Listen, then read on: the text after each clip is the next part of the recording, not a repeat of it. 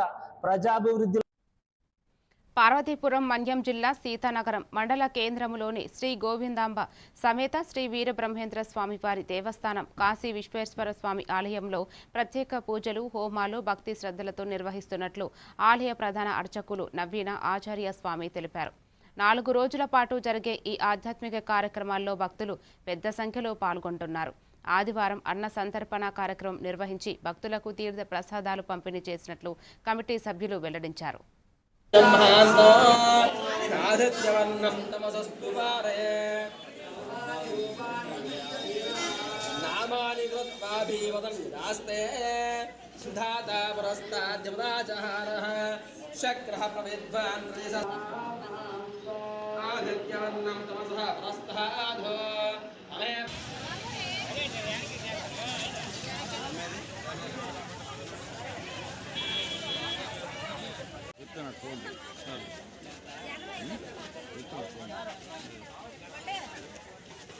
ఏంటంటే గాంధీ